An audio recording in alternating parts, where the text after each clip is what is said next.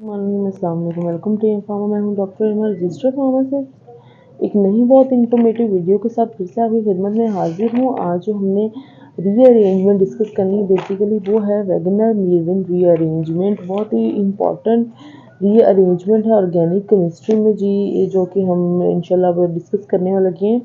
अगर मैं कुछ को थोड़ा सा इसको फार्मास्यूटिकल यूजेस के बारे में बताऊँ या इसको डिस्कस करना चाहूँ, तो मैं आपको ये बताऊँगी ये बेसिकली कम्फोर है। कैम्फोर इससे हम इससे जो सा है ना ऑब्टेन कर सकते हैं, जो कि डिफरेंट एप्लीकेशन में आपके लिए इस्तेमाल होगा। ये क्या करेगा, ये आपको कूलिंग इफेक्ट प्रोवाइड करेगा स्किन पे। आपको टॉपिकली अगर कोई इचिंग वगैरह है, इचिंग है आपको, ठीक है, या कोई भी स्किन के इश्यूज हैं, ठीक है, एंटी प्यूरेटिक इसका इफेक्ट भी देखा जाएगा, मतलब इचिंग रेडनेस वगैरह को कम करेगा। एंटी इन्फेक्टिव इसका इफेक्ट है कि मतलब कि जो आपकी बॉडी में माइक्रो ऑर्गेनिज्म वगैरह आपको anti fungal effect, anti viral effect आता है, वो जैसी डिजीज होती है उनके लिए भी इस्तेमाल होंगे। इसके अलावा ये रूबिफिशेंट है। रूबिफिशेंट मतलब कि कोई भी टॉपिकल एजेंट जो कि आपकी रेडनेस प्रोड्यूस करेगा आपकी स्किन के ऊपर, ये एज ए रूबिफिशेंट भी इस्तेमाल होगा। और आपकी मतलब कि जोन सी ब्लड वेसल को डायलेट करेगा और आपकी ब्लड सर्कुलेशन को इंक्रीज करेगा, ठीक है। तो एज ए रूबिफिशेंट भी इसका हमने यूज़ देखा है। मेडिसिन में अगर हम देखें तो हमें पेन रिचिंग, वो जो आपको बताया, से प्रिवेंट करेगा। और इसके अलावा क्या कफ में भी कैम्फोर जोन सा है इस्तेमाल किया जाता है, कफ रेमेडीज़ में भी, ईयर ड्रॉप्स में, और डिफरेंट अगर आप देखें तो अपने की जो ईयर वैक्स वगैरह है, अगर हम उसको रिमूव करवाना है तो उसके लिए भी ये इस्तेमाल होता है। तो चलिए तब इस रीअरेंजमेंट को शुरू करते हैं टाइम ज़ाया किए बगैर। वेगनर मीरविन रीअरेंजमेंट क्या है बेटा, इसमें बेसिकली अगर हम डेफिनेशन देखें तो डेफिनेशन में ये कहते हैं reaction involving change in the carbon skeleton. इसमें जो कार्बन स्केलेटन है, आपका कार्बन स्ट्रक्चर है, वो चेंज हुआ किस तरह, थ्रू 1,2 रीअरेंजमेंट। इसमें भी वही मिथाइल शिफ्ट होगा जैसे कि पीछे हमने किया था पिनाकोल में। अगर आपने वो वीडियो देखी तो आप जाके मेरे प्लेलिस्ट में पिनाकोल रीअरेंजमेंट देखिए, इसमें 1,2 मिथाइल शिफ्ट हो रहा है, आपको वहां से भी ये काफी क्लियर हो जाएगी बात। 1 to 2 रीअरेंजमेंट, अच्छा, ऑफ दी कार्बोकेटाइंस। कार्बोकेटाइन की हमने रीअरेंजमेंट करनी है। कार्बोकेटाइन बेसिकली इसमें एक इंटरमीडिएट होगा। यहाँ इसमें प्राइमरी कार्बोकेटाइन बना था, जबकि वेनाकोलोन में टर्शी कार्बोकेटाइन बना था। In which hydrogen and alkyl और aryl group is migrated to an neighbouring carbon are known as Meerwein Wagner Meerwein rearrangement. Basically क्या हुआ, कार्बन स्केलेटन चेंज करना, 1 to 2 मिथाइल शिफ्ट करना है आपने। कार्बोकेटाइन बनेगा पहले, जो कि इंटरमीडिएट होगा, उसमें हमने 1 to 2 मिथाइल शिफ्ट करना है। और फिर क्या होगा, कोई भी विच हाइड्रोजन एंड अल्काइल और अराइल ग्रुप इज माइग्रेटेड, और माइग्रेट होगा अल्काइल और अराइल ग्रुप अपने नेबरिंग कार्बन पे। तो इस रीअरेंजमेंट कहेंगे वेगनर मीरविन रीअरेंजमेंट। एक और इसकी एग्जांपल देखते हैं, एक और सॉरी इसकी डेफिनेशन अगर हम डिस्कस करें तो आपको और क्लियर हो जाएगा। The rearrangement involve in the initial formation of electron deficient. इसमें क्या होता है, बेसिकली सबसे पहले एक इलेक्ट्रॉन डेफिशिएंट जोन सा सेंटर बनेगा, जिसको मैंने आपको कार्बोकेटाइन इसकी पहली जोन सी है एग्जांपल में बताया है, मतलब कि इसकी पहली डेफिनेशन में आपको बताया कार्बोकेटाइन बनेगा। वो क्या होता है कार्बोकेटाइन, बेसिकली इलेक्ट्रॉन डेफिशिएंट, उसको इलेक्ट्रॉन नहीं है। सेंट एक्सपेक्टेड प्रोडक्ट में भी क्या होगी, हमारे पास अल्कोहल होगी और एल्कीन होगी। अब एक्सपेक्टेड प्रोडक्ट हमारे पास इससे क्या बन सकती है, यहाँ तो अल्कोहल बन सकती है, एल्कीन बन सकती है, due to formation of carbonium ion. Carbonium ion की फॉर्मेशन की वजह से जो सा होगा। अब इसका अगर हम मैकेनिज्म देखें तो मैं आपको और चीजें क्लियर होती हुई नजर आएंगी।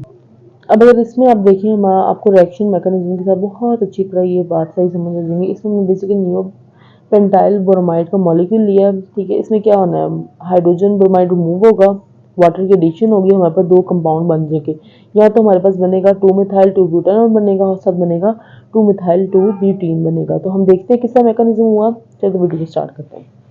मैकेनिज्म अगर हम देखें, नियो पेंटाइल ब्रोमाइड हमने मॉलिक्यूल एक लिया है, ठीक है। इसमें 4 हमारे पास मिथाइल ग्रुप अटैच है कार्बन के साथ, और एक मिथाइल ग्रुप के साथ हमारे पास क्या है, ब्रोमीन अटैच है, ठीक है। अच्छा, अब क्या हुआ, हमने वाटर का मॉलिक्यूल लिया, इसमें क्या हुआ, पार्शियल पॉजिटिव, आपको पता है हाइड्रोजन पे पार्शियल पॉजिटिव और इस पे पार्शियल नेगेटिव है। अब इस पार्शियल पॉजिटिव पे ब्रोमीन के पार्शियल नेगेटिव में किया अटैक, इससे क्या होगा, ये हाइड्रोजन ब्रोमाइड हो जाएगा रिमूव, और कार्बन क्या आ जाएगा बेटा, पॉजिटिव चार्ज आ जाएगा। पॉजिटिव चार्ज आ चुका है तो अब हम इसको क्या कहेंगे, हम कहेंगे कि कार्बोनियम आयन बन चुका है, ठीक है। जो कार्बोनियम आयन, ये प्राइमरी कार्बोकेटाइंस है, ये लेस स्टेबल। अब इसको हमने किसी भी तरह जो सा टर्शियरी कार्बोकटाइन्स बनाना है जो कि मोर स्टेबल होंगे। लेकिन अब आप मुझे यही कहें कि मैडम पिनाकोल रीअरेंजमेंट तो आपने टर्शियरी कार्बन को ही शिफ्ट करके सेकेंडरी कार्बोकटाइन बनाना था, हालांकि वो तो लेस स्टेबल है, लेकिन उसमें ये वजह थी बेटा, अगर आप वीडियो जाके देखें, जो सेकंड कार्बन था उसके नीचे OH ग्रुप था, और शिफ्ट करने का मतलब ये था कि वो OH ग्रुप ज़्यादा उसको स्टेबल बनाए क्योंकि वो रेजोनेंस शो करेगा। ठीक होगी बात? अच्छा, तो अब हमारे पास क्या बना है, हमारे पास बना है कार्बोकेटाइन जो कि लेस स्टेबल है। अगर हम इसमें वही करवाएंगे, 1,2 मिथाइल शिफ्ट करवाएंगे। 1,2 मिथाइल शिफ्ट कितना करवाएंगे, ये प्राइमरी कार्बोकेटाइन है, ये इसमें भी अब 1,2 मिथाइल शिफ्ट होगा। ठीक है, ये कार्बन 1 और ये कार्बन 2 है, जो भी जिस कार्बन पर चार्ज है तो उसके एडजस्टेंट कार्बन से मिथाइल ग्रुप जो सा होता है वो शिफ्ट होता है। अभी क्या हुआ, अब या तो आप ये वाला कार्बन ले लें या फिर ये वाला कार्बन ले लें, बात एक ही है, जिस मर्जी से आप शिफ्ट करवा लें। अब ये बॉन्ड इधर जाके शिफ्ट होगा, ये CH थ्रू इधर आ जाएगा और ये पॉजिटिव चार्ज इधर आ जाएगा। इसको हम कहते हैं 1,2 मिथाइल शिफ्ट। अब यहाँ देखें, ये मिथाइल ग्रुप वहां जाके शिफ्ट हो गया और वो पॉजिटिव चार्ज इस पे आ गया, कार्बन पे आ गया। ऐसी बात है। तो ये क्या बन गया, अब टर्शियरी कार्बोकेटाइन बन गया जो कि ज्यादा स्टेबल है। अब आगे हम दो तरह से इसमें रिएक्शन करवा सकते हैं, या तो हम इसमें वाटर की एडिशन कराएंगे, ठीक है, कि वो इस जो सा है टर्शियरी कार्बोकेटाइन को ये पॉजिटिव चार्ज रिमूव करवाएगा और बना देगा हमारे पास क्या, 2 मिथाइल 2 बुटानॉल। ये बेसिकली हमारे पास क्या बन गई, हमारे पास है अल्कोहल। ठीक है, और क्या हो सकता है, और हमारे पास, और ये इसको हम न्यूक्लियोफिलिक सब्स्टिट्यूशन रिएक्शन भी कहते हैं। और क्या हो सकता है, इसमें एलिमिनेशन रिएक्शन हो सकता है। एलिमिनेशन रिएक्शन क्या होगा, इसमें बेसिकली सेप्ट रूल लगेगा। सेप्ट रूल क्या होता है, सेप्ट रूल ये है कि जो भी कार्बन पे पॉजिटिव चार्ज है, पॉजिटिव चार्ज करेंगे, जिस कार्बन के पास इलेक्ट्रॉन डेफिशिएंट है उसके एडजेसेंट कार्बन से आप क्या करवाएंगे, हाइड्रोजन की रिमूवल करवाएंगे। तो हमने इसमें, क्योंकि देखिए इसमें भी हाइड्रोजन है, इसमें भी हाइड्रोजन, लेकिन इसमें हाइड्रोजन कम है। अपना हाइड्रोजन का नंबर देखना, हमें बॉन्ड चोन नहीं देखना है। ठीक है, इसमें हाइड्रोजन कम है, इसमें हम एक हाइड्रोजन रिमूव करवा देंगे। रिमूव करवाने से क्या होगा कि यहाँ पर आ जाएगा डबल बॉन्ड, और ये एलिमिनेशन रिएक्शन बन गया। रिजल्टिंग कंपाउंड हमारे पास बना 2 मिथाइल 2 ब्यूटानॉल। तो ये थी हमारी मीरविन वैगनर मीरविन रीअरेंजमेंट, जो कि जिसके यूजेस भी मैंने आपको बताए हैं। यूजेस दोबारा बताऊंगी। इचिंग वगैरह में जो सा है ये इस्तेमाल होता है, इचिंग में, कफ में, और डिफरेंट एंटीवायरल एजेंट के तौर पर भी ये इस्तेमाल होता है। इसके अलावा ईयर ड्रॉप्स वगैरह में भी, कफ रेमेडीज में भी ये इस्तेमाल होता है।